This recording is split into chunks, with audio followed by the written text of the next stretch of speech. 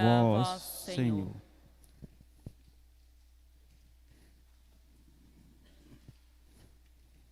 Meus irmãos e minhas irmãs, a liturgia de hoje, a liturgia da palavra, ela parece que é tão discreta, é tão comum como as outras, mas não é.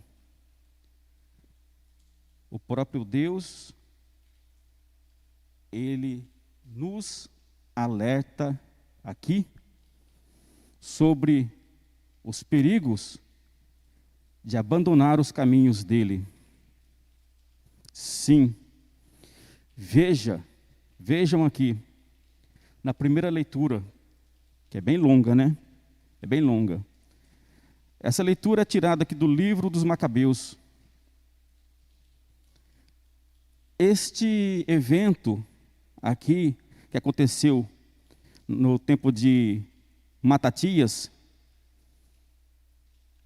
lá na Palestina, lá em Jerusalém, este evento aconteceu, pelo menos, apesar de estar no Antigo Testamento, ele aconteceu pelo menos 80 ou 90 anos antes da vinda de Cristo, antes do Verbo se encarnar, quer dizer, bem próximo mesmo à vinda de Jesus, ao nascimento de Jesus. Então, já fazia parte praticamente da plenitude dos tempos, quando Jesus veio. Olha para vocês verem o que acontece aqui. Este rei enviou delegados a essa região para que aquele povo, o povo judeu, descumprissem com a lei de Deus.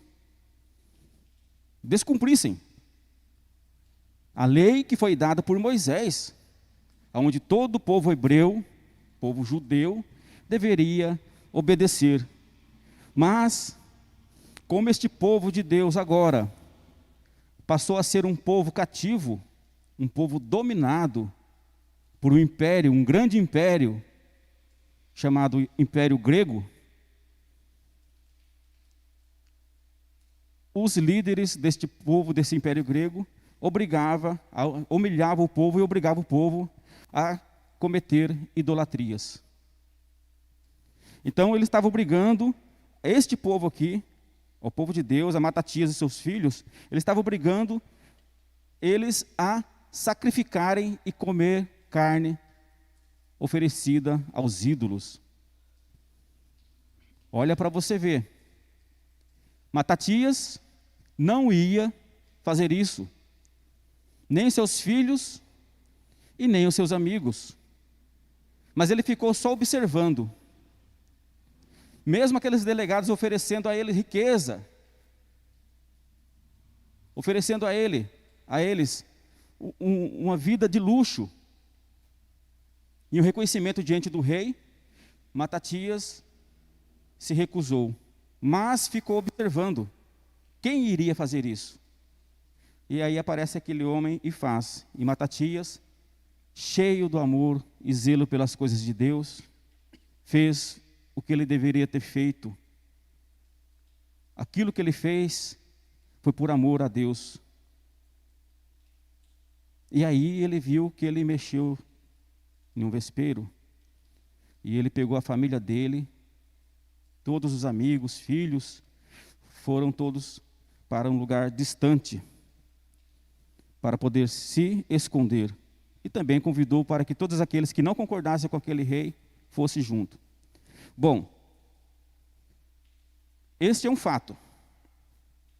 Agora, tem também, 80 anos depois, quando Jesus nasce, ele cresce, ele começa a pregar o Evangelho, e na última semana de vida pública dele, que ele vai a Jerusalém, onde o sangue dele será derramado, né? Ele entra em Jerusalém no domingo, né? Que é o domingo de Ramos, e ali ele vai ficar uma semana, para depois, na próxima semana, na próxima sexta-feira, ele ser morto. O próprio Jesus, quando entra em Jerusalém, né? Antes de entrar em Jerusalém, naquele tempo, quando Jesus se aproximou de Jerusalém e viu a cidade, começou a chorar. Ora, Jesus ele está chorando aqui por causa daquele povo dele, que não eram todos que eram tão zelosos como Matatias, que amavam a Deus, que seguiam os caminhos de Deus como Matatias. Não eram todos. O povo de Deus, os líderes do povo de Deus daquela época, eram muito poucos, muito poucos, que seguiam os caminhos de Deus com zelo, com cuidado. Então Jesus chora por causa disso, porque o povo que foi dominado por povos pagãos acabaram aderindo ao paganismo. A religião do paganismo não é ateísmo. As pessoas confundem ateísmo com paganismo. O ateísmo é quando a pessoa não acredita em nada de Deus, em Deus nenhum, nem no nosso Deus verdadeiro e nem em outros deuses. Isso é ateísmo. O paganismo é quando a pessoa acredita em outras entidades. Ele não acredita no Deus verdadeiro, ele acredita em outras entidades, que é a idolatria, né? Então quer dizer que esses povos, o povo dele foi dominado, o povo de Cristo foi dominado pelos pagãos e acabaram se contaminando e se tornando pagãos. Eles poderiam ter sido, sim, dominados pelos povos pagãos, porque o primeiro povo pagão que dominou eles, em 500 anos antes de Cristo, foi o povo assírio. Depois do povo assírio veio o povo persa, no ano 480. Depois veio o povo grego, no ano 370. Para depois vir o povo romano, o Império Romano, no ano 70. Então, o que acontece? Com toda essa dominação de povos estrangeiros, povos pagãos, o povo acabou se contaminando, que não era para se contaminar. Porque aquele que é de Deus, ele pode viver na tribulação, ele pode viver no paganismo, ele pode viver no meio de pessoas ateias, pagãs, mas não se contaminar com isso. E aí Jesus chora e fala assim: se tu também compreendestes hoje o que te pode trazer a paz. Somente Jesus pode trazer a paz. Mas aquele povo estava cego, porque eles queriam imediatismo. O paganismo ensina isso. O paganismo não ensina aquilo que Deus nos ensina na vida após a morte, na vida eterna, no paraíso. O paganismo ensina o seguinte: o Deus pagão dos pagãos é assim: você me serve e eu te dou dinheiro, e eu te dou uma vida confortável, e eu te dou isso, eu te dou aquilo. Então aquele povo achou mais fácil servir ao paganismo. Por mais que eles frequentassem o templo, achou mais fácil seguir o paganismo. E isso fez com que o próprio Deus, Jesus Cristo, chorasse. Bom, meus irmãos, hoje nós somos o povo de Deus, povo da nova e eterna aliança. Jesus está vivo no meio de nós. Nós somos batizados neste corpo místico de Cristo, que é a igreja. Nós estamos inseridos no corpo místico de Cristo, que é a igreja. A igreja, ela tem 3 dimensões. A igreja, segundo o catecismo da Igreja Católica, a igreja tem 3 dimensões, 3 estados. O primeiro estado da igreja é a igreja peregrina, que é essa que nós passamos a fazer parte do nosso batismo, essa igreja aqui da terra. Quando o cristão batizado na fé em Cristo, ele morre, na verdade, ele passa para outra fase da igreja, que é ou a glória celeste, vendo Deus face a face, ou o purgatório. Porque se ele não estiver totalmente purificado, ainda tiver ali uns pecadinhos, ele não pode ver Deus face a face, porque Deus é 3 vezes santo. É santo no Pai, no Filho e no Espírito. Então ele vai passar pelo purgatório. E do purgatório ele sai e vai para a igreja da glória. Esse tempo da igreja não é eterno. Ele tem um fim.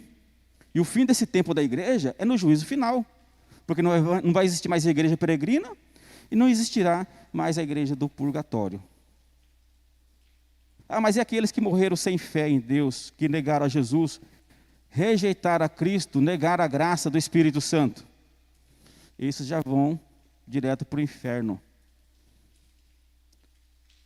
Só existe 2 caminhos para o ser humano. Só existe 2 caminhos: céu, eternidade com Cristo, no reino de Deus, ou inferno, perdição eterna. Veja, o paraíso, o reino de Deus é eterno. A felicidade é eterna, porque a alma do homem é eterna. Mas o inferno também é eterno. Imagine, as pessoas querem o imediatismo, eles querem resolver todos esses problemas aqui, negam a Deus e vai atrás do paganismo, daqueles que oferecem soluções rápidas para os seus problemas do dia a dia e negam a Cristo, rejeitam a Cristo. Compensa viver 10 anos, 20, 30, 50 anos, que seja 100 anos de regalias aqui neste mundo, para perder a alma para a eternidade, pela eternidade, para tomar o mesmo destino de Lúcifer e de seus seguidores? Compensa? Ou compensa se sacrificar, ser humilhado e negar todos esses presentes, igual está lá no livro de Macabeus, todos esses presentes que o rei ofereceu a Matatias e a sua família: ouro, prata, joias, poder, glória. E depois de 20, 30 anos, ou depois de 1 ano, ou que seja 100 anos, partir direto para o inferno? Compensa? Se aceitar esses presentes do mundo, quem abraça o mundo, quem quer fazer a vontade do mundo, faz a vontade do inimigo de Deus, porque o mundo jaz no maligno.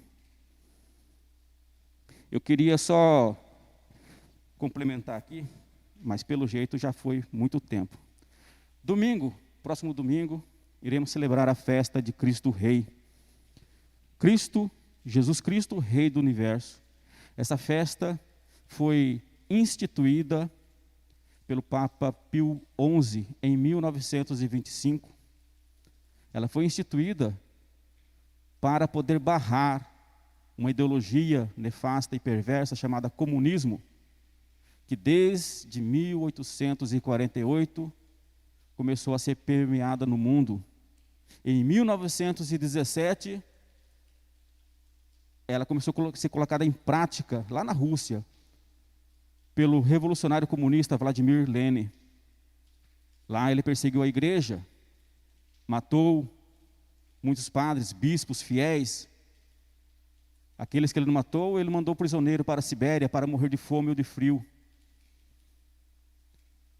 E Lenin também mandou uma equipe para o México, onde já estava acontecendo a revolução maçônica, onde o governo do México declarou guerra contra o clero.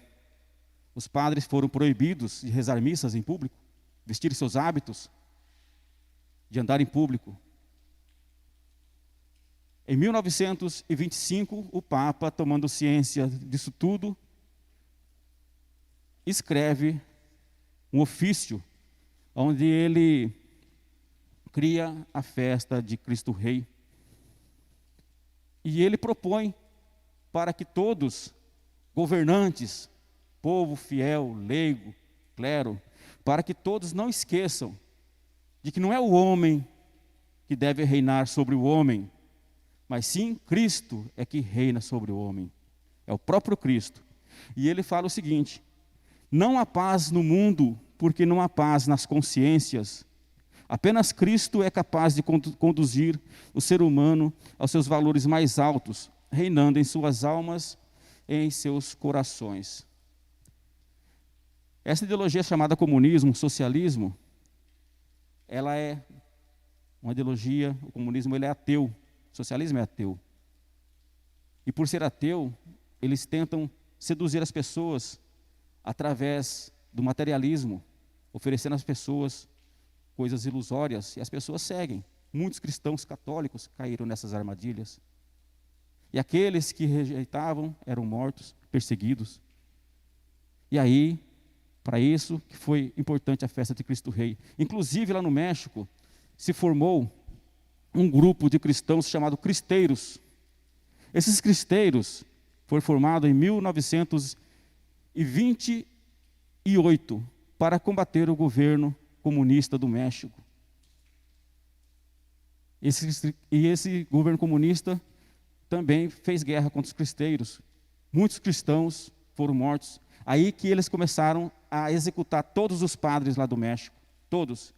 Tinha um padre numa cidadezinha que dava catequese para um rapazinho de 14 anos de idade chamado José Sanches Del Rio. Esse rapazinho amava muito a igreja, amava o padre, seu pároco. E aí ele viu o exército do governo comunista, governo federal comunista, chegar e ele orientou o padre a fugir. O padre não quis fugir, porque ele falou, agora sim que eu vou para o céu. E esse padre foi executado na frente desse menino em nome do comunismo ateu. Ele foi executado. Esse menino ficou escondido e viu a execução do padre. Os meninos sabiam da existência de um exército de cristãos que estava a combater este governo comunista. E ele foi e pediu para o general dos cristeiros para aceitá-lo como soldado no seu exército. O general não aceitou porque ele era muito novo, 14 anos de idade. O general falou assim, peça para sua mãe, se ela autorizar. A mãe dele perguntou a ele, filho, por que você quer entrar para o exército dos cristeiros? E ele respondeu assim para a mãe dele, mãe, nunca foi tão fácil ganhar o céu. Este menino, na primeira batalha, o general teve o cavalo ferido, o cavalo foi morto, o general ficou a pé. Ele deu o cavalo dele e as armas deles para o general, para que o general fugisse. E aí ele foi capturado pelo exército comunista do governo mexicano daquela época. Depois de muita tortura, cortaram toda a sola do seu pé, chamaram um padrinho dele, padrinho também que fazia parte do governo comunista, para tentar persuadi-lo a negar a Cristo. O padrinho tentou convencer ele, ele falou, não, padrinho, eu não posso. Levaram ele, cavaram uma cova, e levaram ele na beira da cova, colocaram ali na beira da cova o padrinho dele de novo, tentando convencê-lo. O pai e a mãe dele, a mãe já sabia da vontade dele, apenas assistiu. Com dor, mas assistiu com dor e alegria. E o padrinho fala, José, você só tem apenas que dizer uma palavra. Morra Cristo Rei e viva o governo federal, governo comunista. José olhou para o seu padrinho, para o seu pai e para a sua mãe. Olhou para a sua cova, olhou para o céu e disse, viva Cristo Rei. Neste momento levou uma punhalada, morreu na hora e foi jogado dentro da cova. O general que ele havia salvado, chegou no momento, fez debandar todo aquele grupo, alguns morreram, e o general conseguiu salvar, pelo menos, o corpo do menino, que foi condecorado como herói. Em 2005, ele foi beatificado pela igreja, e em 2016, o Papa Francisco o canonizou. Meus irmãos e minhas irmãs, vivemos no tempo em que a ideologia comunista, juntamente com o naturalismo, materialismo, muitas ideologias perversas dominaram o mundo, dominaram as famílias. Nós vivemos no tempo em que nos afastamos tanto de Deus que não achamos mais o caminho de volta. Às vezes, se arriscamos ir pelos estudos, pela teologia, podemos nos enveredar por caminhos diferentes, que nos façam se perder mais ainda. Mas Deus, em todo o tempo, Ele sempre nos socorre. E nesses últimos tempos, Ele enviou, desde quando surgiu o comunismo, há 150 anos atrás, 180 anos atrás, ele enviou a sua mãe, o próprio Cristo enviou a sua mãe, Nossa Senhora, que além de vir alertando desde aquela época o mundo sobre o comunismo, os papas, todos os últimos 10 papas, e agora com o Papa Francisco também, ela, em Fátima, ela falava deste mal que poderia dominar o mundo se a Rússia não fosse consagrada ao Imaculado Coração dela. E a irmã Lúcia, que era vidente da Santíssima Virgem Maria em Fátima, em 1957, em entrevista com um padre que estava lá no convento do Carmelo, ela fala o seguinte, que Deus enviou os 2 últimos remédios para salvar a humanidade. Por mais que as pessoas procurem conhecimento, às vezes podem se enveredar por caminhos errados. Porém, se as pessoas usarem esses 2 últimos remédios, terão garantida a sua salvação. Os 2 últimos remédios. Rezar o rosário. Rezar o rosário, não deixar de rezar o rosário. E a devoção ao Imaculado Coração da Santíssima Virgem Maria. Esses são os 2 últimos remédios, não tem outro. Que nós possamos, neste tempo de trevas, nesse tempo que estamos castigados demais, já passamos pela essa pandemia da Covid, que ceifara a vida de muitos amigos, parentes, que nós possamos reconhecer, e nesse fundo do poço, nessa escuridão, reconhecer a luz de Deus, abraçar a Mãe de Cristo, porque é ela que pode nos levar a Cristo, somente ela. Possamos aumentar, criar, aqueles que têm a devoção, aqueles que não têm a devoção à Santíssima Virgem Maria, criar a devoção à Santíssima Virgem Maria, ao seu Imaculado Coração. Aqueles que já têm, aumentar a devoção à Santíssima Virgem Maria e rezar sempre o rosário. Louvado seja nosso Senhor Jesus Cristo.